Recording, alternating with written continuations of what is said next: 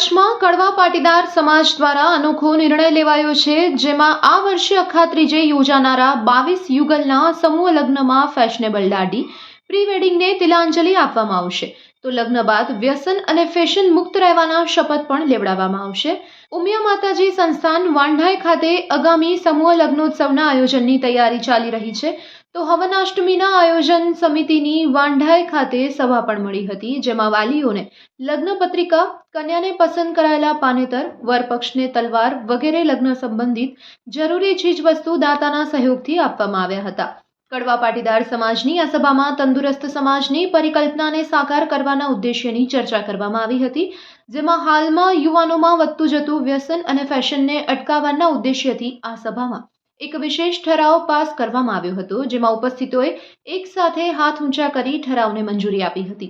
આ ઠરાવમાં સમૂહ લગ્નમાં ફેશનેબલ દાઢી, હલ્દી રસમ, પ્રી વેડિંગને તિલાંજલિ આપવા અંગે તમામ લોકો સહમત થયા હતા। કડવા પાટીદાર સમાજના મહામંત્રી રમેશ પોકારે માહિતી આપતા જણાવ્યું હતું કે ઉમિયા માતાજી સંસ્થાન વાંઢાઈ ખાતે છેલ્લા 15 વર્ષથી અખાત્રીજના સમાજના સમૂહ લગ્નનું આયોજન કરવામાં આવતું હોય છે, ત્યારે અત્યાર સુધીમાં સમાજના સમૂહ લગ્નમાં 1096 દીકરા દીકરીઓએ જોડાઈને સુખી રીતે પોતાનું જીવન ગુજારી રહ્યા છે। આ લગ્નોત્સવના આયોજનને પહોંચી વળવા માટે સમાજની 22 જેટલી સમિતિઓ બનાવવામાં આવી છે।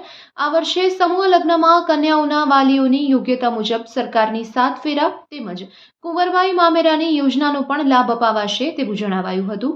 આ ઉપરાંત દાંપત્ય જીવન ઉપર મોટિવેશનલ સેમિનારનું આયોજન પણ કરવામાં આવશે। આવો આ અંગે વધારે સાંભળીએ પાટીદાર સમાજ મહામંત્રી રમેશભાઈ પોકારના શબ્દોમાં।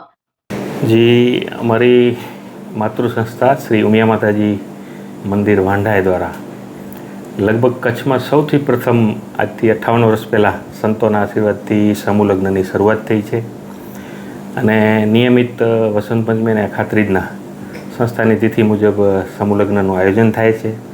છેલ્લા 15 વર્ષથી વાંઢાઈ વિસ્તારના 20 ગામો દ્વારા સરસ મજાનું આયોજન થાય છે, જેની અંદર મોટી સંખ્યામાં નવયુગલો જોડાય જ છે।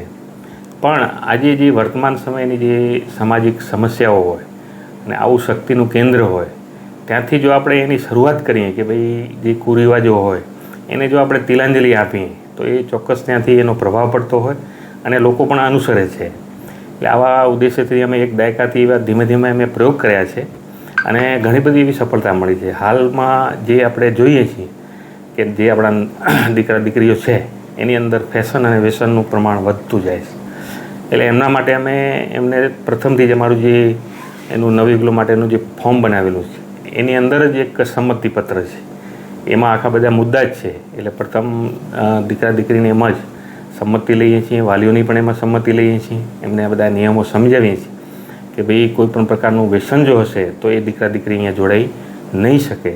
આ ઉપરાંત દેખાદેખી જે ફેશનેબલ દાઢી હોય કે પછી આ પ્રી વેડિંગના જે નકામા તૂત છે એ પણ તમે સ્થાનિકે ન કરો તો જ અહીંયા જોડાઓ, અને એ લોકો સ્વીકારે છે અને એક પ્રેરણારૂપ મેં તમે દાખલો બનશો એટલે જોડાઓ।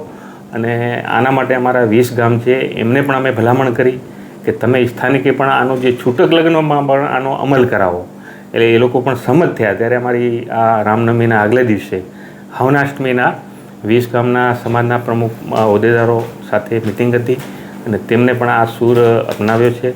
ત્યારે આ વર્ષે જ્યારે 22 નવયુગલો અખાત્રીજના સમૂહ લગ્નમાં જોડાશે તો એના લગ્ન બાદ એ જ જગ્યાએ આશીર્વાદ સમારંભમાં માતાજી સમક્ષ આ બધા શપથ એમને લેવડાવવામાં આવશે કે એ લોકો ક્યારેય આ વ્યસન કરશે પણ નહીં અને અન્ય માટે પણ પ્રેરણારૂપ બનશે। પ્રી વેડિંગ હોય કે એના સિવાયના 2 હલ્દી રસમ જે બિનજરૂરી અત્યારે દેખાદેખી જે પ્રવેશે છે એમને પણ એમને તિલાંજલિ આપવાની અમને આશ્વાસન આપ્યું છે।